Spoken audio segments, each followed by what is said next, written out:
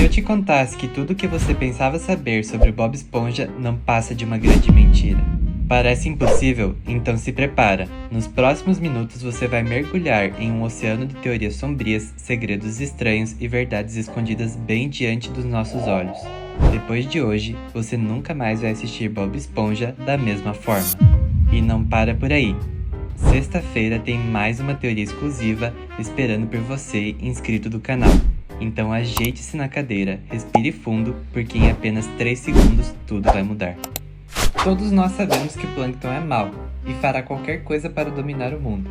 Mas será que ele é realmente psicótico o suficiente para alimentar a fenda do biquíni com o próprio povo? Bem, peixes. Quero dizer, a craca é feita de partes de peixe e seu sangue, e pescadores a usam para atrair criaturas carnívoras como tubarões. Mas não há como o balde de lixo ser um restaurante canibal, certo?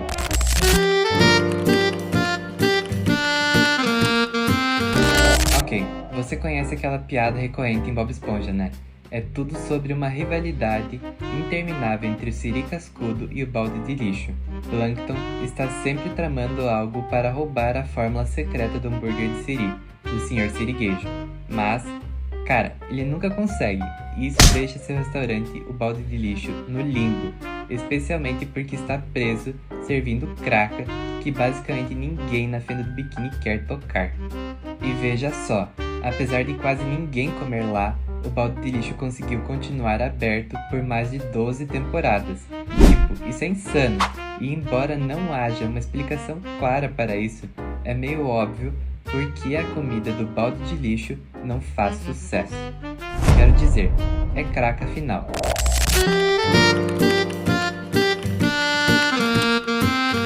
No episódio Amigo ou Inimigo, a gente descobre porque ele até usa craca em primeiro lugar. Também descobrimos que o Sr. Sirigueijo e o Plankton eram na verdade melhores amigos desde que nasceram no mesmo dia, 30 de novembro de 1942. Ambos eram meio excluídos. Plankton era visto como nerd por ser super inteligente e o Sr. Sirigueijo era muito pobre. Eles enfrentavam muitas zombarias de outras crianças, especialmente de um tal de Billy e sua turma. Tem uma parte em que o Sr. Sirigueijo é forçado a usar uma caixa porque suas roupas foram usadas para lavar um carro, e ele encontra seu primeiro centavo. É meio que o início da sua obsessão por dinheiro. Ele e Plankton juntam dinheiro para comprar um hambúrguer, de um lugar chamado Stinky's Burgers, que é super popular, mesmo sendo bem nojento e localizado em um lixão. Mas adivinha? Stinky, o dono, se recusa a servir eles porque acha que são ruins para os negócios. Essa rejeição meio que acende um fogo dentro deles, e eles decidem fazer seu próprio hambúrguer para conquistar respeito e popularidade. Quando o Stinky's é fechado, eles começam seu próprio carrinho de hambúrguer de Siri ali mesmo. Agora é onde a coisa fica interessante. Sr. Sirigueijo diz que ele e Plankton criaram esse hambúrguer, o primeiro hambúrguer de todos. Plankton está focado na ideia de dominar todos com a criação deles, mas o Sr. Sirigueijo não está na mesma sintonia. Ele acha que deveria ser mais sobre deixar o cliente feliz, não sobre um poder. Eles acabam então brigando e rasgando a receita ao meio. O Plankton fica com uma metade só, mas só tem um ingrediente, uma pitada de crack. Depois, Plankton conta a versão dele da história, que é basicamente a mesma, mas com os papéis invertidos. Na versão dele, o Sr. Sirigueijo é obcecado por dinheiro e poder, mas de qualquer forma, eles rasgam a receita ao meio e Plankton fica só com uma pitada de crack. Agora, para ser honesto, eu realmente acredito mais na história do Sr. Sirigueijo do que na do Plankton. Karen até aparece para contar a versão dela, mas acho que isso foi só uma farsa para tentar conseguir a fórmula do hambúrguer de Siri no final. Então não confio na história dela também. A história do Sr. Sirigueijo parece mais legítima e afinal, o Plankton realmente está tentando dominar o mundo. Ok, mas voltando ao Plankton, tentar eliminar os moradores da fenda do biquíni com seus próprios peixes, comecei a me perguntar, quem na fenda do biquíni possivelmente gostaria disso, se é feito de peixe de verdade?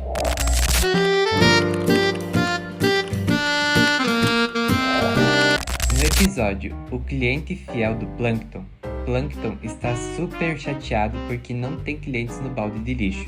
Mas então, esse peixe chamado Net aparece e realmente pede um Kraka Stick. O Plankton fica completamente chocado, mas entrega para ele. Net acaba adorando e promete voltar no dia seguinte, o que anima muito o Plankton. Antes de irmos mais fundo, vamos especular sobre a espécie do Net. Ele é um peixe amarelo com coloração bronzeada, lábios lavanda claros e nadadeira dorsal lavanda escura. Ele também tem braços e pernas verdes claros. Sua barriga é como um verde-amarelo escuro e ele é bem esguio e magro. Após pesquisar um pouco no Google, descobri que ele pode ser um Yellow Tongue ou um cirurgião amarelo, comumente encontrado no Oceano Pacífico, ou também um Banana Ross, um Long-Nosed Butterfly Fish ou um Royal Gama. De qualquer forma, os Yellow Tongues são herbívoros. Seus sistemas digestivos não são adaptados para comidas processadas e carnosas como Kraka ou outros peixes. Tal dieta pode causar problemas de saúde severos, assim como os Bananas Ross e os Royal Gamas. Essas espécies podem até consumir outros peixes em sua dieta natural, mas uma dieta muito baseada em Kraka, que normalmente é feita de partes trituradas de peixe, pode não fornecer todos os nutrientes necessários e causar problemas de saúde. O Long-Nosed Butterfly Fish, por exemplo, costuma comer coisas assim, mas no geral, alimentar qualquer um desses com Kraka ou os outros peixes pode desregular seu sistema digestivo e seu equilíbrio nutricional. Ok, então acabamos de descobrir que Net, o peixe que anda devorando a Kraka do Plankton, pode estar comendo o tipo errado de comida para sua espécie. Plankton, que provavelmente está 100% ciente disso, ainda assim se gaba para o Sr. Sirigueijo sobre ter um cliente fiel. Para o choque do Sr. Sirigueijo, Net aparece e pede um Kraka Stick bem na frente dele. O Sr. Sirigueijo fica preocupado e manda o Bob Esponja tentar fazer com que Net vire cliente do Siri Cascudo. Bob faz o possível, enfiando hambúrgueres na cara de Net, mas nada funciona. O Sr. Sirigueijo fica devastado, achando que não pode deixar o Plankton ter nenhum cliente sequer. Mas aí vem a reviravolta. Net acaba aparecendo com um balde do balde de lixo e um monte de dinheiro e de repente cancela o acordo, dizendo que não pode mais comer Kraka porque isso o fez passar tão mal que precisou ter o estômago bombardeado 2 vezes. Descobrimos que a Karen estava pagando o Net para comer a Kraka do Plankton só para ele parar de reclamar por não ter clientes. Mano, claro que você não pode pagar o Net para comer Kraka. Ele está literalmente comendo os vizinhos dele.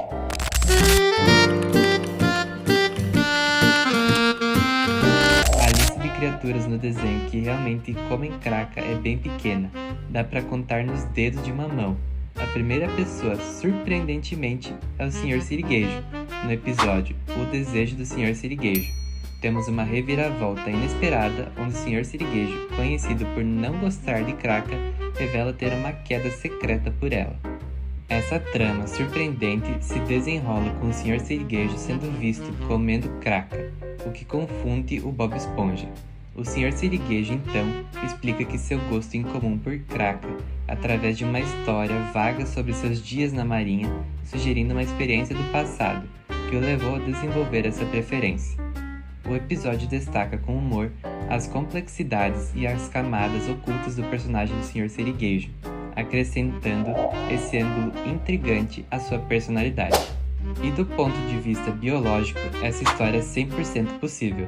Caranguejos no mundo real são onívoros, mas muitos têm uma forte preferência por carne. Eles até comem uns aos outros, tornando-se efetivamente carnívoros e canibais. Para ser honesto, eles se alimentam de uma variedade de alimentos, incluindo peixes, que, como mencionado antes, é um componente primário da Kraka.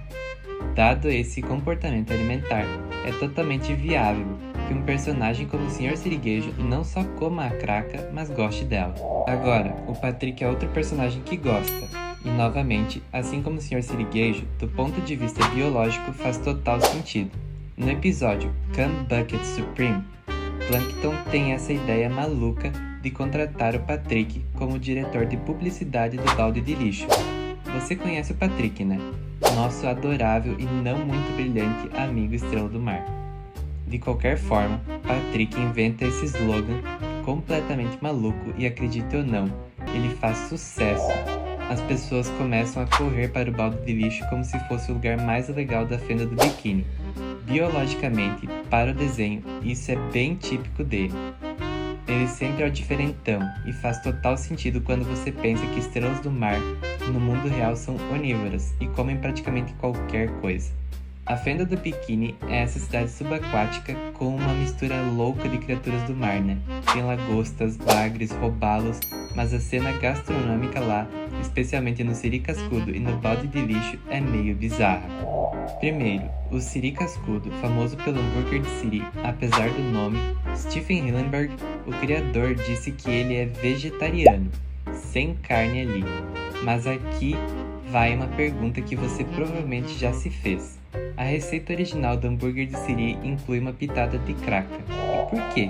Bem, a maioria dos moradores da fenda do biquíni são detritívoros. Essa palavra aí na tela, que basicamente significa que eles comem coisas mortas e restos. Então, um pouco de craca realmente encaixa na dieta natural deles. Agora, Lula Molusco inventa um prato chamado craca fricassê, no balde de lixo. Polvos, como o Lula, são carnívoros, então craca é bem o tipo de comida dele. Ele faz craca fricassê, uma versão chique do que um polvo comeria na natureza, mas como o Lula Molusco, ele fica confiante demais e estraga o prato, e todo mundo que come fica doente. Agora, acho que todo mundo teria ficado doente de qualquer jeito, porque no fim, as escolhas culinárias do balde de lixo não são só sobre gosto ou competição. Elas tocam num aspecto mais profundo e perturbador da sociedade da fenda do biquíni. O fato de que o prato principal do plâncton é feito de peixe, alimentar peixe com outros peixes é um reflexo do desprezo dele pelas normas e valores da fenda do biquíni. Você já se perguntou se Bob Esponja foi realmente sequestrado pelo motorista do ônibus que o levou até a Fenda da Pedra? Recentemente reassistiu ao episódio 35 da primeira temporada, chamado Fenda da Pedra. Muitos de vocês devem conhecer esse episódio como um dos mais bizarros de Bob Esponja, porque nele ele vai parar no fundo do oceano, um lugar extremamente escuro e cheio de peixes estranhos. Quando assisti a esse episódio pela primeira vez, ainda criança, fiquei tão aterrorizado que nem prestei atenção na história. No entanto, ao revê-lo agora, comecei a pensar em como tudo aconteceu e cheguei à conclusão de que nada foi por acaso.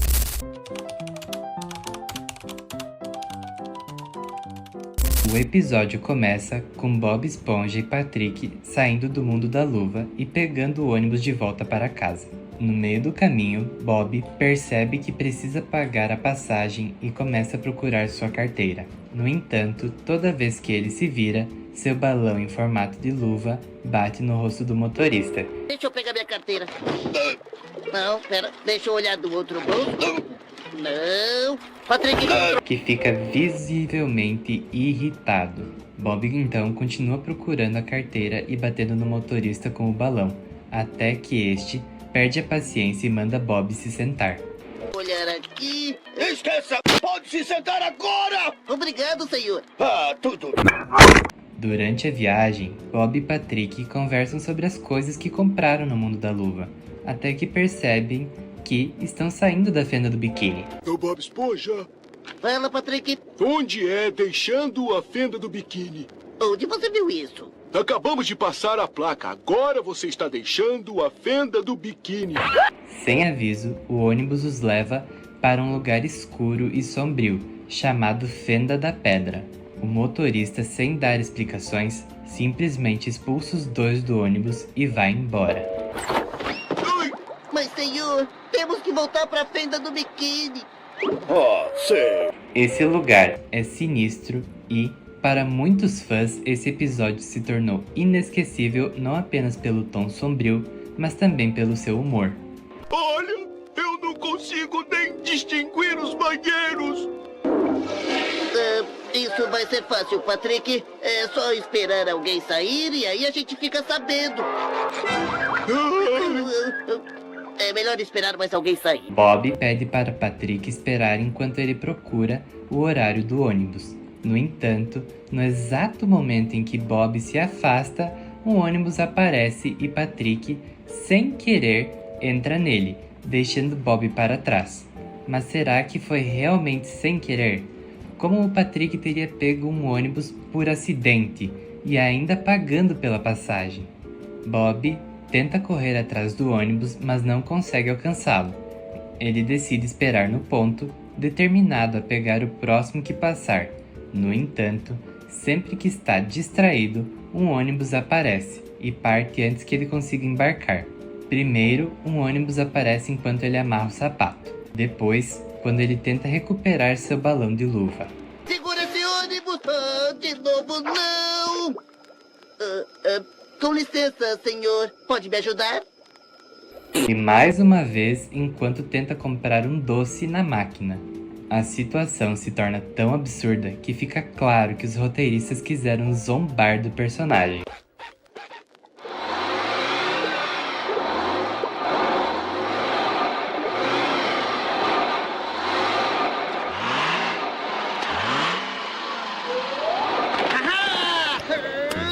E como se tudo isso não bastasse, um peixe com aparência alienígena rouba o doce de Bob e enquanto ele sai do ponto para correr atrás desse peixe alienígena, 3 ônibus passam ao mesmo tempo.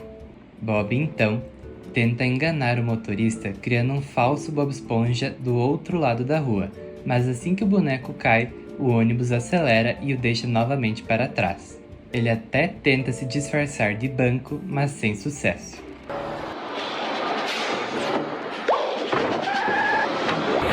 Quando assisti a esse episódio pela primeira vez, parecia apenas uma piada, mas hoje, sendo adulto, percebo que essas cenas servem para disfarçar o fato de que o Bob estava na verdade xingando mentalmente o motorista. Depois que sua tentativa de se disfarçar como banco falha, Bob decide esperar na estação de ônibus, onde há uma fila enorme.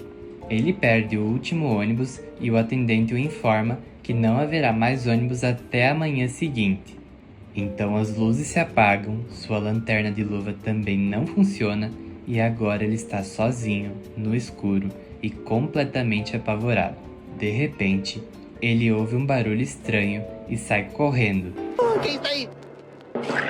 Bom, acho que esse lugar vai estar aqui amanhã. É melhor eu continuar andando.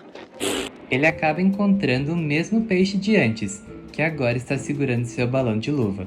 Bob, inicialmente sarcástico, percebe que o peixe apenas queria ajudá-lo.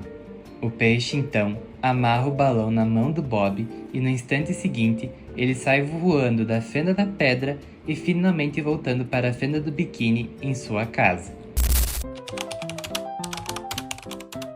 Agora, pensem comigo, foi tudo uma coincidência? Tenho certeza de que não. Para mim, isso não é nenhuma teoria, e sim um fato.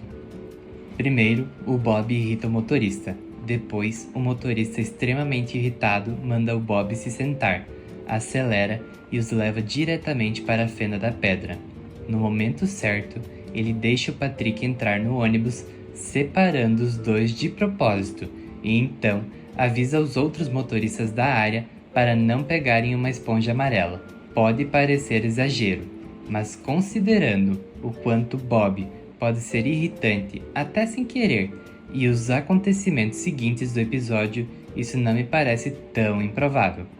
A forma como o motorista tratou o Bob, sem qualquer consideração, reforça que tudo foi planejado. Agora, sobre o Patrick, quando ele entra no ônibus, podemos ouvi-lo gritando. Isso me fez pensar, por que ele simplesmente não pulou do ônibus? A verdade é que o motorista forçou o Patrick a entrar no ônibus, e há duas coisas que indicam isso. 1. O Patrick consegue embarcar sem problemas, o que significa que o motorista não teve nada contra ele. E 2. No final do episódio, Patrick aparece no mesmo ônibus, indo para a fenda da pedra novamente para salvar o Bob Esponja. Não se preocupe, Bob Esponja, eu tô indo te buscar! Ou seja, Patrick não teria deixado Bob para trás por vontade própria. Sim, ele é meio lerdo às vezes, mas dá para ver que o Bob é extremamente importante para ele.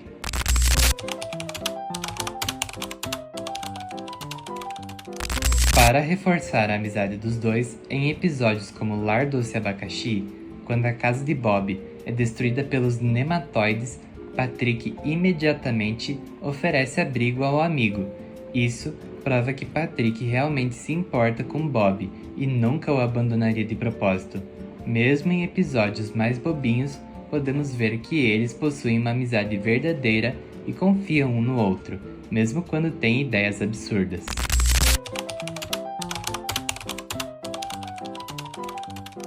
Agora, um último detalhe sobre o motorista que eu esqueci de mencionar aqui. Reassistindo ao episódio, percebi algo estranho. Esse não é o Ned? Sim, Ned Peterson, o mesmo peixe que a Karen pagava para comer no balde de lixo e fazer o Plankton se sentir bem. Já chega! Acordo desfeito, computador! Eu não aguento mais comer aquela meleca, por mais que você me pague! Mas, peraí. Ned não era policial em outros episódios? Desde quando ele virou motorista de ônibus? Bom, isso me fez perceber e pensar que pode haver muito mais nessa teoria do que conseguimos perceber. O que vocês acham? Será que Bob foi realmente sequestrado? Se sim, foi apenas por irritar o motorista com os balões? Porque se isso for verdade, esse motorista pode ser um dos personagens mais malignos de todo o desenho. Homem-Raia é possivelmente a maior ameaça à fenda do biquíni, mas ele não tinha decidido em algum momento mudar seus caminhos? Como ele foi de um vilão reformado para o gênio do mal que vemos nos episódios mais recentes? E eu sei o que você está pensando. Mano, é só um desenho animado, não tem continuidade. Bom, primeiro, cala a boca. E segundo, eu descobri o motivo pelo qual o Homem-Raia ainda é malvado. Revi dezenas de episódios e sinceramente estou 74% certo de que essa teoria não pode ser desmentida. Décadas atrás, o Homem-Raia era uma ameaça formidável à fenda do biquíni. Seus grandes planos eram constantemente frustrados por Homem-Sereia e Mexilhãozinho, normalmente das formas mais bizarras possíveis, como ser coberto por molho tártaro. Ele é um humano com um capacete azul em formato de arraia e um corpo vermelho. Suas luvas, botas e sungas são azuis. Mas o mais interessante sobre ele é que o Homem-Arraia é uma paródia do maior inimigo do Aquaman, o Arraia Negra, o Black Manta. E, estranhamente, ele não tem cabeça sob o capacete. Há até uma teoria de que ele nem é humano, seria um robô controlado pela arraia que fica no topo da cabeça dele.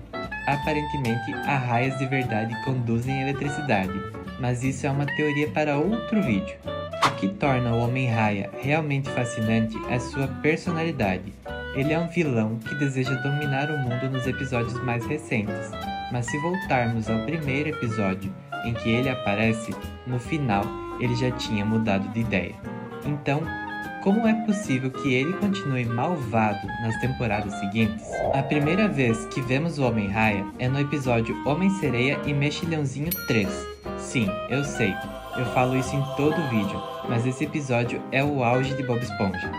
Começa com Homem-Sereia e Mexilhãozinho saindo de férias e deixando Bob Esponja e Patrick encarregados da caverna secreta deles, com uma única regra: não tocar em nada. Mas você conhece o Bob Esponja e o Patrick, a curiosidade sempre fala mais alto. Enquanto exploram o local, eles encontram o Homem-Raia, congelado em molho tártaro.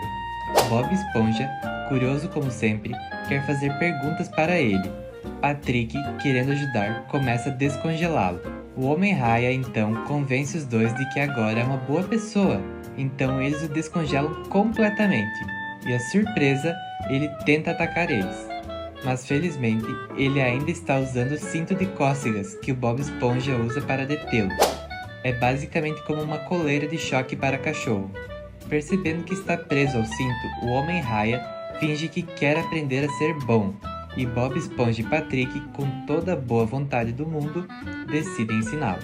A primeira lição é uma das mais icônicas do desenho: ensinar o Homem-Raia a devolver uma carteira perdida.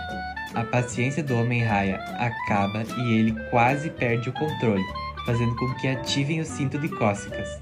Depois, vem a lição de ajudar alguém com um objeto pesado, mas a caixa de Patrick continua caindo no pé do Homem-Raia, deixando ele maluco. E quando ele pergunta o que tem dentro da caixa, são mais carteiras. O Homem-Raia fica tão furioso que Bob Esponja ativa o cinto novamente. Eventualmente, como é Bob Esponja e Patrick, eles acabam quebrando o controle do cinto, que entra em colapso. Ele é tão bombardeado com cócegas que implora para ser libertado.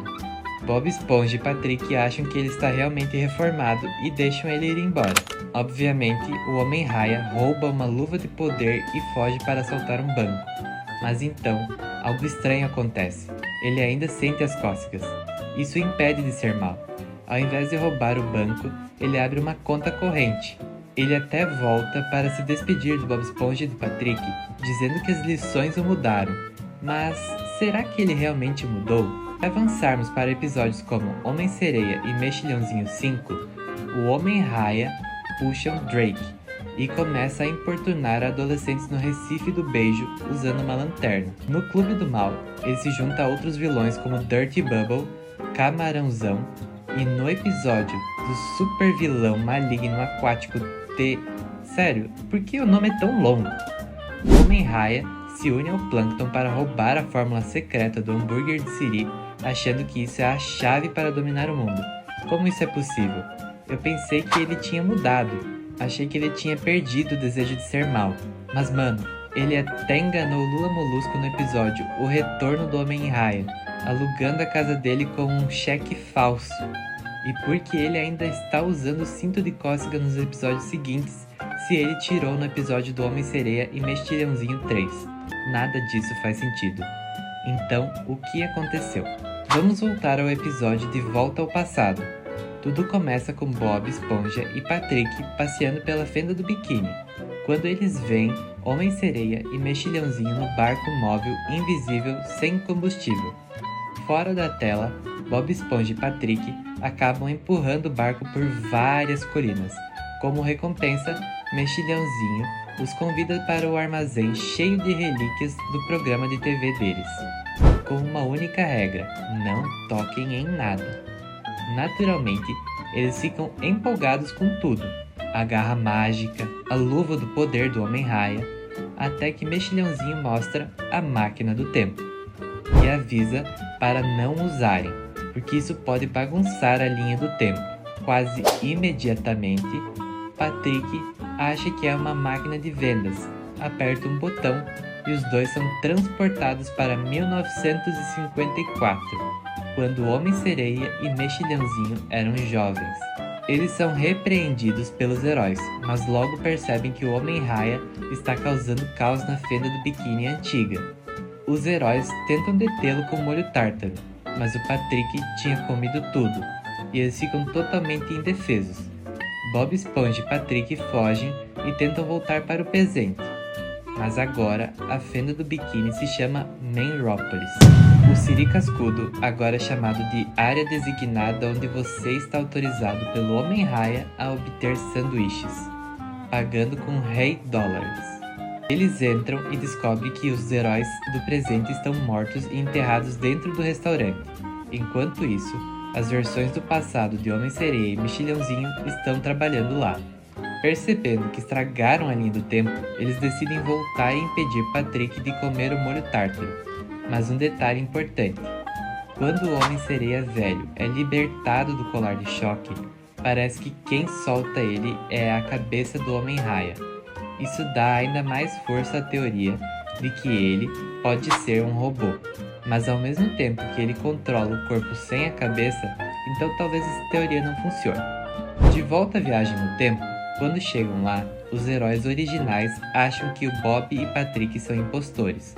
Uma briga começa e isso distrai o Homem-Raia jovem. Os heróis tentam usar o molho tártaro, mas 2 Patricks comeram eles de novo. Mano, de repente múltiplos Bob Esponjas e Patricks de diferentes linhas do tempo aparecem, todos tentando consertar a bagunça. Cada máquina do tempo traz mais e mais versões gritando: não coma o molho tártaro, Patrick. é um caos total. Com tantos armazéns temporais surgindo por toda parte, o Homem-Raia fica confuso e se sente num tronco para pensar. Aí é quando ele é preso por Homem-Sereia e Mexilhãozinho. O episódio termina com vários armazéns temporais aparecendo pelo planeta, cada um com cópias de Bob Esponja e Patrick tentando reviver o dia em que o derrotaram o mal. Agora, a teoria. Isso nunca foi dito no episódio, mas ele explica como o Homem-Raia continuou sendo mal depois do episódio Homem-Sereia e Mexilhãozinho 3. O molho tártaro que os heróis usariam em De Volta para o Passado é o mesmo molho tártaro que congela o Homem-Raia em Mexilhãozinho e Homem-Sereia 3. Mas como o Patrick comeu o molho tártaro no passado, os heróis precisaram usar algumas algemas para prendê-lo, ou seja, nessa linha do tempo alternativa, o Homem-Raio nunca é congelado, o que significa que Bob Esponja e Patrick nunca o descongelam e nunca tentam reformá-lo com o cinto de cócegas. Como resultado, ele nunca aprende a ser bom, e é por isso que, em todos os episódios seguintes, ele ainda é um vilão. Resumindo, Patrick comer o molho tártaro no passado mudou tudo, impedindo o Homem-Raia de se tornar o herói que ele dizia que seria. Essa explicação nunca foi dita no desenho ou confirmada pelos roteiristas, mas sei lá, para mim essa teoria é 100% a prova de falhas. E se alguém aí consegue provar que estou errado, comenta aí. E se não, comenta também. Qual o seu episódio novo favorito de Bob Esponja? Porque vou te dizer, De Volta ao Passado é um baita episódio. Qual é a idade do Bob Esponja? Quero dizer, todo mundo o trata como se fosse uma criança, mas o cara não precisaria ter pelo menos 18 anos para trabalhar no Siri Cascudo? Quero dizer, ele tem sua própria casa, cuida do Gary, mas que tipo de adulto reprova no teste de direção literalmente mais de 1 milhão de vezes? Mas isso me colocou em uma missão. A missão de descobrir exatamente quantos anos o Bob Esponja tem. Primeiro, obviamente, precisamos descobrir quando ele nasceu. E segundo, temos que descobrir quando tudo isso está acontecendo. Tipo, eu sei que o desenho saiu em 1999, mas isso não significa necessariamente que a história se passa em 1999. Então sim, isso vai ser muito mais difícil do que parece, porque o desenho na verdade nunca dá muita atenção à idade dele. Mas veja, no episódio Hora de Dormir, Bob Esponja está se preparando para dormir, conversando com Gary e fazendo piadas antes de adormecer. Mas assim que ele pega no sono, começa a ter esse sonho maluco onde ele está em um mundo de hambúrgueres e espátulas que rapidamente se transforma em uma cena caótica de direção, onde Bob Esponja pode ser visto dirigindo como um maníaco. Ele então se questiona que ainda não tem carteira de motorista e uma aparece magicamente do nada. Ele fica super animado por finalmente ter sua carteira de motorista, mas então ele bate o carro e a senhorita Puff simplesmente rasga a licença dele dizendo: "Nem nos seus sonhos, senhor calça quadrada." Mas agora, se pausarmos o vídeo e olharmos de perto, podemos claramente ler a carteira de motorista e a data de nascimento diz 14 de julho de 1986. Isso significa que o aniversário do Bob Esponja já passou, mas aqui está a questão. Muitas pessoas na verdade nem acreditam que isso seja verdade, porque tudo era um sonho. E até eu comecei a pensar sobre isso por causa de uma coisa chamada substituição onírica. Isso acontece quando o seu cérebro interpreta alguém ou algo em um sonho como sendo familiar ou conhecido, mesmo que pareça diferente da realidade. Tipo, por exemplo, sonhar com alguém que parece diferente, mas você sabe que é sua mãe. Ou estar em um lugar que você reconhece como sua casa, mas que não se parece nada com a sua casa real. Tipo, eu sei que isso acontece comigo, então não sei o quão comum é para outras pessoas, mas isso acontece porque nossos sonhos são literalmente um produto do nosso subconsciente que frequentemente apenas junta todos os elementos da sua vida regular. É por isso que a gente nem sonha com celular nos nossos sonhos, Tipo, você já notou isso? A gente não manda mensagem enquanto sonha. Então o contato que você tem com uma pessoa ou lugar, ou nesse caso, uma carteira de motorista, vai ser bem diferente nos sonhos do que na vida real. Então é difícil confiar nesse episódio. Mas se olharmos em um episódio como Sem Carona, o episódio mostra Bob Esponja fazendo sua prova final de direção do ano. Como sempre, ele estraga tudo. Inclusive atropela o narrador francês, o que o deixa com uma pontuação de menos 224.600. Mas, apesar do fracasso, Bob Esponja está pronto para o próximo ano.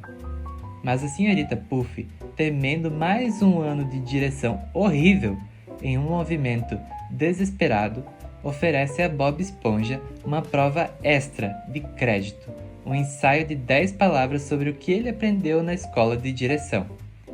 Cara, Bob Esponja fica tão estressado tentando pensar nas palavras que tem uma pequena crise, mas eventualmente a senhorita Puff o aprova e entrega a ele uma carteira de motorista, com a mesma data de nascimento da que apareceu no sonho. Ok, isso é uma validação de que talvez o sonho fosse válido. Quero dizer, nem talvez. Ele eventualmente ganha um carro e nesse episódio claramente não era um sonho. Então sim, agora sabemos com 100% de certeza que Bob Esponja nasceu em 14 de julho de 1986. Ok, então agora que temos a data de nascimento dele, precisamos descobrir uma última coisa. Em que linha do tempo o Bob Esponja vive? Como eu disse, o desenho estreou em 1999, mas será que é nesse tempo que se passa a história? Porque se olharmos para séries como F is for Family, essa série saiu em 2015, mas se passa nos anos 70. Dito isso, não dá para assumir que a data de exibição de cada episódio representa a data real da história. Tipo, você sabe o que eu quero dizer. Nem sei explicar melhor. Mas ok, no episódio SB 129, o Lula Molusco está ansioso por um domingo tranquilo para praticar seu clarinete. Mas assim que ele está prestes a tocar, o despertador do Bob Esponja toca tão alto que faz Lula Molusco engolir o seu clarinete sem querer. Bob Esponja e Patrick aparecem na porta de Lula Molusco, convidando ele para caçar águas-vivas, mas Lula continua dizendo que não. Bob e Patrick simplesmente não entendem e continuam insistindo, até que Lula perde a paciência e diz que nunca vai estar pronto. Mas, para escapar deles, Lula sai pela porta dos fundos e vai para o Siricascudo, achando que lá finalmente vai ter um pouco de paz e sossego. Ele se esconde no freezer para fugir deles e acaba ficando preso lá dentro. Então avançamos 2000 anos, literalmente. O narrador francês diz exatamente isso. Lula, então, é descoberto congelado no Siricascudo por Spongetron, uma descendente futurista do Bob Esponja. E nessa cena, temos a pista que precisamos para montar todo esse quebra-cabeça e descobrir qual é o presente da linha do tempo do Bob Esponja. Agora, podemos ver um calendário que diz que o dia de hoje é 6 de março de 4017. Mas, como o narrador francês disse anteriormente que Lula ficou congelado por 2000 anos, isso significa que a primeira temporada do Bob Esponja aconteceu em algum momento no início de 2017. Talvez isso seja um exagero, mas lá está escrito, parece fato. Então, se fizermos as contas corretamente, 2017, quando Bob Esponja vive, menos 1986, o ano de nascimento da carteira de motorista dele. Isso significa que o meu garoto Bob Esponja tem 31 anos. Obrigado a todos, eu descobri. Mas isso me deixa com uma última pergunta. Por que ele age do jeito que ele age? Eu já falei de outras teorias, e todos sabemos que ele é um motorista terrível. E a senhorita Puff já revelou que o Bob Esponja reprovou no teste 1.258.056 vezes. Tipo, como é possível que um homem de 31 anos não saiba dirigir? Tem também o episódio Beijos da Vovó, que mostra perfeitamente os traços infantis do Bob. Ele fica super animado para visitar a casa da vovó, achando tudo maravilhoso, muito infantil. Ele come biscoitos, lambe a colher e ouve histórias com um sorriso no rosto todo inocente e alegre. E olha, não estou dizendo que tem algo errado com isso, mas está claro que, de muitas maneiras, o Bob Esponja nunca cresceu de verdade. Desde o começo do desenho, todo mundo sempre tratou o Bob Esponja como uma criança. No primeiro episódio, o Sr. Sirigueijo duvida da capacidade dele de trabalhar no Siri Cascudo, mesmo sem saber quem ele é, e basicamente o despista com uma tarefa inventada. Mas aqui está a coisa, eu fiz uma pequena pesquisa e, bem, as esponjas do mundo real não são como nós. Elas não têm órgãos, como coração, cérebro ou pulmões. Em vez disso, elas são como um conjunto de células que trabalham juntas, filtrando a água para obter nutrientes, o que é totalmente insano. Elas são basicamente plantas. Quando o assunto é envelhecimento, as esponjas fazem isso de forma totalmente diferente de nós. Você e eu temos um ciclo de vida claro. Crescemos, envelhecemos e eventualmente morremos. Nossas células estão sempre se dividindo e se renovando, mas esse processo diminui com o tempo, o que leva aos sinais de envelhecimento como rugas, músculos fracos e perda de memória. Bob Esponja, por outro lado, não envelhece como a gente. As esponjas não têm uma expectativa de vida definida. Na verdade, elas podem viver por muito tempo. Esponjas do fundo do mar, por exemplo, vivem em um ambiente frio e estável, o que permite que cresçam devagar e vivam centenas até milhares de anos. Existe uma esponja famosa que estima-se ter mais de 11 mil anos de idade. 11 mil anos! Em comparação, a expectativa de vida humana, em média, é de 70 a 80 anos. Um piscar de olhos perto de algo tão antigo quanto o Bob Esponja. Isso poderia explicar por que ele age como uma criança e por que as pessoas na fenda do biquíni o tratam assim. Porque na escala de tempo das esponjas, ele é uma criança. É tipo aquela comparação que fazemos entre cachorros e humanos. Dizemos que um ano humano equivale a 7 anos de um cachorro. No caso do Bob Esponja, ele envelhece muito mais devagar que a gente, o que o torna uma criança mesmo aos 31 anos. E novamente, o fato de que o desenho nunca explorou essa questão da idade dele já é meio doido, considerando quantos episódios poderiam ter explorado isso antes. Você se lembra do Doodle Bob, certo? Aquele carinha que o Bob Esponja desenhou e que eventualmente tentou tomar conta de toda a sua vida? Acho que todos podemos concordar que esse cara provavelmente é o personagem mais malvado de todo o desenho. Mas eu quero mergulhar fundo no que realmente causou isso. Existe uma chance de que o Doodle Bob esteja escapando do papel em que o Bob Esponja o prendeu? E será que o Doodle Bob pode mudar e se tornar parte funcional da sociedade na fenda do biquíni? Ok, então vamos voltar um pouco. O Doodle Bob apareceu pela primeira vez no episódio Frank Doodle. Tem um artista em um barco, certo? Ele está lá na superfície do oceano desenhando loucamente com um lápis, mas de repente o lápis escapa da mão dele e mergulha no oceano. O cara começa a surtar, gritando como se tivesse deixado a carreira inteira cair no mar. Corta para o fundo do oceano e temos o Bob Esponja e o Patrick fazendo o que sempre fazem, brincando de pedra, papel, tesoura com bolhas. Por que, né? Por que não? De repente, o lápis cai no meio da brincadeira. Eles se assustam no começo, achando que é algum tipo de monstro marinho, mas logo começam a desenhar. Eles rapidamente descobrem que esse não é um lápis qualquer, é um lápis mágico, onde tudo que eles desenham ganha vida. Bob Esponja, no momento de gênio, desenha uma versão esquisita de si mesmo, o Doodle Bob. Mas aí as coisas saem dos trilhos. Primeiro, o Doodle Bob enlouquece, bate no Lula Molusco e rouba o lápis mágico. Bob Esponja consegue apagar o Doodle Bob, achando que salvou o dia, mas não. Um braço do Doodle Bob sobrevive, aparece de noite e redesenha o corpo inteiro. O Doodle Bob e o Bob Esponja têm um duelo épico e o lápis quebra ao meio. Bob Esponja fica com a parte de escrever e o Doodle Bob com a borracha. As coisas ficam tensas e o Bob Esponja acidentalmente joga o lápis na cabeça do Lula Molusco. Claro que sim. No clímax, o Doodle Bob encurrala o Bob Esponja, mas numa reviravolta, ele pisa em um pedaço de papel e fica preso. Bob Esponja aproveita o momento e prende o Doodle Bob num livro, e o desenho finalmente se contenta em ficar ali na página. No fim, Bob Esponja e Patrick, percebendo o poder do lápis mágico, decidem jogá-lo de volta para a superfície. Antes de falar sobre o retorno do Doodle Bob, quero mencionar uma teoria lateral postada pelo TI Records LOL. Essa teoria sugere que, mais tarde, na segunda temporada, durante o episódio do Verme Touro, a casa do Bob Esponja é destruída, certo? E a parede onde o Doodle Bob estava desenhado some completamente.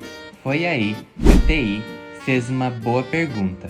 Será que o Doodle Bob estava dentro da barriga da criatura? E se ele estivesse controlando ela? Por isso a fenda do biquíni foi destruída. Agora, seja lá se essa parte faz sentido ou não, o Doodle Bob retorna no episódio Doodle Dimension. Bob Esponja e Patrick estão aprontando de novo, carregando um balão laranja chamado Squeaky, até a casa da Sandy. Sandy está lá com uma invenção maluca, um portal que pode te levar para qualquer dimensão, tipo Rick and Morty, só que debaixo de água e com bem menos álcool. Sandy se afasta para fazer outras coisas, e nossa dupla dinâmica decide brincar com a tecnologia interdimensional dela. Eles são como duas crianças com um supercomputador. Naturalmente, apertam um botão vermelho gigante e BUM! Aparecem em uma dimensão completamente branca, como se tivessem caído num caderno de desenho gigante. Bob Esponja e Patrick, com toda a sua genialidade, começam a desenhar. Mas então, em um momento de saudade, Patrick, sentindo a falta do Bob Esponja, mesmo com ele do lado dele, desenha o Doodle Bob. O Doodle Bob fica completamente doido e morde a barriga do Patrick, se multiplicando em muitos. Bob Esponja, no momento brilhante, usa uma mangueira de desenho para lavar ele, mas o Doodle Bob cai numa poça e se transforma num monstro rabiscado gigante. Bob Esponja e Patrick tentam enganar ele com versões rabiscadas dos amigos, mas o Doodle Bob está sempre um passo à frente, virando os desenhos contra eles. Como um vilão de verdade, o Doodle Bob nocauteia o Patrick e o leva para o seu castelo de rabiscos. Bob Esponja, com uma armadura de cavaleiro desenhada, parte para o resgate. É como uma zona de guerra de desenho animado. Encurralado e sem opções, Bob Esponja desenha um balão para escapar, mas os rabiscos são pegajosos e começam a empilhar para alcançá-lo. Aí, num outro momento de sorte ou genialidade, Bob Esponja e Patrick entregam o balão para os rabiscos que flutuam rumo ao vazio branco. E como eles voltam, entra a Doodle Sandy. Bob Esponja a desenha e ela desenha um portal de volta para a dimensão deles. Eles voltam para casa, deixando a Sandy real sem entender nada. Uma coisa que todos notamos nesses episódios é o quão instável o Doodle Bob é. E talvez exista uma teoria que explique isso. Quando Bob desenhou a água-viva, ele disse que era uma água-viva. Quando Patrick desenhou Lula Molusco, ele disse que é o Lula Molusco bobão. Mas, quando Bob desenhou o Doodle Bob, ele só disse, vou desenhar a mim mesmo, assim o Lula Molusco não saberá que sou eu. Tá vendo onde eu quero chegar? Talvez o lápis tenha se confundido sobre o que o Doodle Bob deveria ser, e por isso ele saiu errado. Acho que o motivo do dólar desenhado ter funcionado bem é que não havia confusão, e talvez sem instruções claras, o lápis simplesmente adivinha o que deve criar. Agora, será que o Doodle Bob é o personagem mais malvado do Bob Esponja? Para descobrir isso, precisamos olhar para os outros vilões do desenho, começando por ninguém menos que o Plankton. O principal objetivo do Plankton é roubar a fórmula secreta do hambúrguer de Siri. Por quê? Porque ele quer transformar o balde de lixo em um restaurante de sucesso como o Siri Cascudo. Todos sabemos que ele age de forma super sorrateira, manipulando as pessoas e usando tecnologia avançada para tentar pegar a receita. Mas cara, o Plankton só quer fazer o negócio dele crescer. Não tem nada realmente malvado nisso. Podemos riscar ele da lista. O Bubble Bass, acho forçado dizer que ele é malvado. Ele só é um cara chato, tipo um moderador de Discord que achou engraçado esconder picles debaixo da língua. O holandês voador é conhecido por adorar assustar os moradores da Fenda do Biquíni. Ele tem todos esses poderes fantasmas como voar, desaparecer, mudar de forma e usa tudo isso para dar susto. Parece mais um passatempo do que maldade, pelo menos pra mim. O Bolha Suja se encaixa mais com o que você espera de um vilão clássico. Ele tem uma vibe toda maligna, sempre tramando contra o Homem-Sereia mexilhãozinho, mas sério, ele é literalmente uma bolha de sujeira. E um lápis, o mesmo que criou o Doodle Bob, consegue derrotar ele. Então, ele é realmente perigoso? Eu acho que não. O Estrangulador Tagarela é retratado como um criminoso, famoso por querer estrangular quem dedura ele. Mas a inocência do Bob Esponja atrapalha os planos do vilão, apesar das intenções. Ele nunca consegue machucar o Bob, justamente por causa da maneira como o Bob interage com ele. O Kevin Pepino é mais um valentão egocêntrico do que um criminoso com más intenções. E o Homem-Raio, embora ainda seja considerado malvado, no episódio Homem-Sereia e Mexilhãozinho 3, Bob Esponja e Patrick o libertam de um estado congelado e, em vez de voltar imediatamente à vilania, ele passa por uma espécie de reabilitação forçada com eles. É engraçado e estranho, mas mostra que ele não é completamente mau. Mas com o Doodle Bob é diferente. Esse cara volta uma segunda vez e ainda está aprontando. Mesmo que a gente odeie o Doodle Bob, tem uma parte de mim que sente um pouco de pena dele. No fim das contas, ele é um ser próprio. Pelo menos ele acredita que é. E por mais malvado que ele seja, tudo o que ele quer é uma vida. Por exemplo, tem um jogo oficial do Bob Esponja chamado Hero's Choice. Nesse jogo, se o jogador perde, aparece um final alternativo onde os rabiscos dominam a cidade, com o Doodle Bob e até o Doodle Lula Molusco assumindo os empregos do Bob e do Lula. Isso mostra que tudo que o Doodle Bob quer é uma vida comum como a do Bob Esponja, ou talvez até tomar a vida inteira dele. Mas será que o Doodle Bob pode realmente mudar e virar um cara do bem? Outro jogo da franquia é o Draw to Life SpongeBob SquarePants Edition. Nele, vemos um lado completamente novo do Doodle Bob. No começo, ele age como sempre, causando caos, mas conforme o jogo avança, você, o jogador, cria um herói chamado Doodle Pants para consertar a bagunça. E o mais legal é que você não está apenas correndo atrás do Doodle Bob, você mergulha no universo do Bob Esponja até um confronto épico no espaço, e adivinha? O Doodle Bob tem sua própria versão da Fenda do Biquíni na Lua. No começo parece tudo maligno, mas aí vem a reviravolta. Quando o Doodle Pants finalmente derrota o Doodle Bob gigante, o Lula Molusco se prepara para apagar o Doodle Bob de vez, mas o Bob Esponja intervém e ele percebe que o Doodle Bob não queria só causar o caos, ele era um cara solitário tentando criar seu próprio mundo com seus próprios amigos. E isso é o profundo, cara. O jogo então permite que você desenhe um sorriso no rosto do Doodle Bob e vemos ele feliz. Não no mundo rabiscado, mas na Fenda do Biquíni real. Essa parte do jogo realmente muda a visão sobre o Doodle Bob. Porque no desenho, ele ainda está preso no mundo rabiscado. Então será que ele é realmente mau ou só incompreendido? Ele só estava procurando um lugar para se encaixar. E nesse jogo, ele mostra que até alguém tão maluco quanto o Doodle Bob pode mudar e encontrar seu lugar feliz. A Pérola tem sido uma personagem principal em Bob Esponja desde o início da série. Mas a verdade é que qualquer pessoa com mais de 8 anos de idade sempre se perguntou como é que a Pérola, uma baleia, é filha de um caranguejo. E a razão, francamente, é porque ela não é realmente filha dele.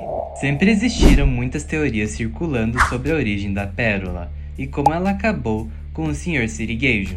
e hoje vamos explorar algumas dessas teorias e analisá-las a fundo. A primeira coisa que gostaria de destacar é que foi intencional por parte do criador do desenho, Stephen Hillenburg, que o elenco principal de personagens fosse único. Caso encerrado, certo? Nem tanto. Seria fácil dizer que Bob Esponja é consistentemente inconsistente e tratar essa relação pai-filha como apenas mais uma incoerência da série, mas o fato é que Pérola, sendo filha do Sr. Sirigueijo, é um dos maiores segredos do desenho que nunca foi discutido em detalhes. Hillenburg chegou a dizer em entrevistas que as perguntas sobre Pérola e Sr. Sirigueijo eram as mais enviadas pelos fãs. Então, como um caranguejo acabou com uma filha baleia? A primeira coisa que quero analisar é o episódio Whale of a Birthday, onde o Sr. Sirigueijo está planejando a festa de aniversário da Pérola e diz a frase: "A Pérola puxou a mãe". A maioria dos fãs interpreta isso como ele dizendo que a Pérola puxou as características de baleia da mãe, certo? Mas não. O Sr. Sirigueijo está se referindo ao amor da Pérola por dinheiro e compras, dizendo que ela é assim como a mãe, não pelas características físicas da baleia. Isso me leva a concluir que a Pérola foi adotada pela família do Sr. Sirigueijo. Mas onde estão os pais dela? Vamos começar pelo próprio Sr. Sirigueijo. Se tem algo que todo mundo sabe sobre ele, além de ser um caranguejo, claro, é que ele é uma das criaturas mais gananciosas da fenda do biquíni. O amor dele por dinheiro supera quase tudo e todos. Então por que alguém tão ganancioso se casaria? Pelo amor de Deus, o cara toma banho de dinheiro. Acredito que a razão pela qual o desenho nunca mostrou a Sra. Sirigueijo é porque ela nunca existiu. Pense bem, já vimos o Sr. Sirigueijo no Siri Cascudo, em casa, de férias e até em vários flashbacks. Ele sempre está sozinho. Agora, a história do que aconteceu com a mãe biológica da Pérola não é dita explicitamente na série, mas há uma teoria feita por John Negroni que parece ser a mais aceita. A história diz que mãe e filha estavam nadando quando, de repente, a mãe da Pérola foi presa por um anzol de caçadores de baleias. Incapaz de escapar, ela começa a sangrar até falecer, segurando a pequena Pérola no colo. É aí que o Sr. Sirigueijo passa por acaso e vê a baleia adulta presa. Ele tenta salvá-la, mas não consegue. Sente-se um fracasso até perceber que há uma filhote de baleia assustada e ilesa ali do lado. Ele hesita diante da ideia de criá-la, mas decide que é seu dever cuidar daquela menininha e resolve adotá-la. Mas podemos encontrar alguma evidência disso na série?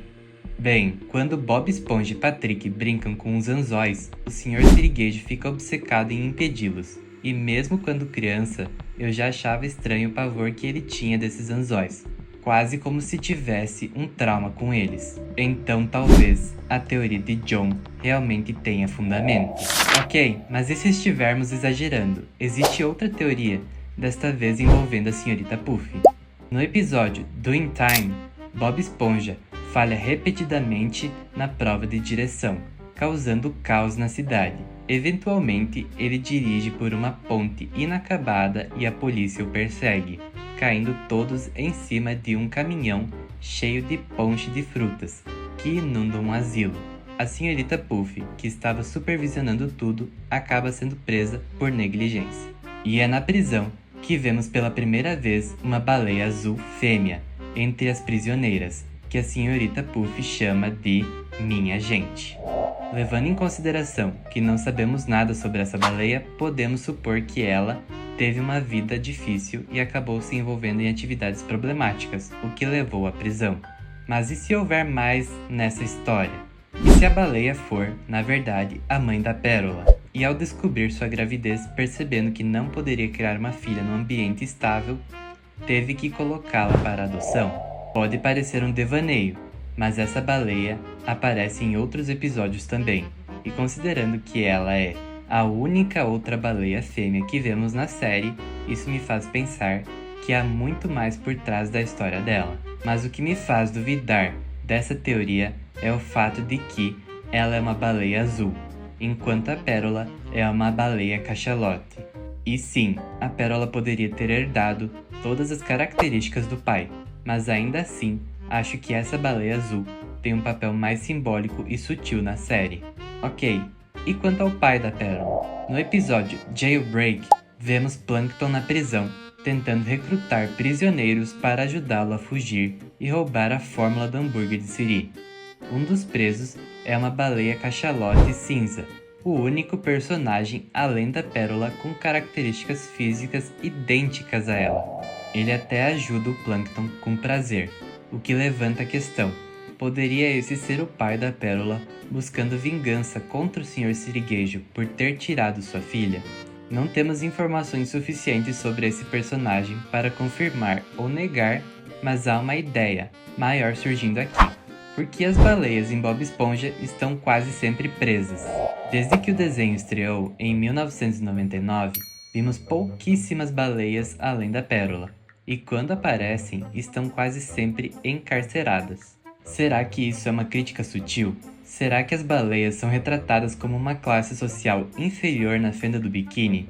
E será que a Pérola é a exceção à regra, a única em boas relações com a lei? Afinal, ela ama fazer compras, mas isso é fácil quando o pai é quem paga tudo. Será que ela seria uma criminosa também se o Sr. Sirigueijo não bancasse seu estilo de vida? Essa é uma pergunta que talvez nunca saberemos a resposta. Porém, aparentemente, havia um plano para fazer um especial em 2 episódios contando a origem da Pérola e finalmente mostrando a Sra. Sirigueijo. Mas Stephen Hillenburg engavetou a ideia, pois queria que fosse perfeita antes de começar a trabalhar nela. E esse segredo, assim como muitos outros, foi levado com ele, já que Hillenburg faleceu em 2018. Com sua morte, também se foi a história de origem que nunca foi contada. É possível que um dia descubramos o que os criadores de Bob Esponja planejam para o Sr. Sirigueijo e a Pérola, talvez até mostrando a Senhorita Sirigueijo. Mas, por enquanto, só podemos imaginar. De toda forma, acredito ser seguro dizer que a Pérola não foi adotada formalmente, mas sim encontrada, como mostra a teoria. Afinal, o Sr. Sirigueijo é ganancioso demais para pagar taxas de adoção. Mas enfim, esta é a mensagem final que quero deixar para vocês. Mesmo alguém como o Sr. Sirigueijo, com falhas enormes como a ganância, pode ser tocado pela ideia de ajudar os outros. Como criar uma baleia inteira, mesmo que isso vá contra tudo que ele costuma fazer. E ele ama a Pérola. Afinal, o símbolo do Siri Cascudo é uma concha, o mesmo lugar de onde vêm as pérolas. Mas é isso para o vídeo de hoje. Curta, se inscreva e obrigado por assistir.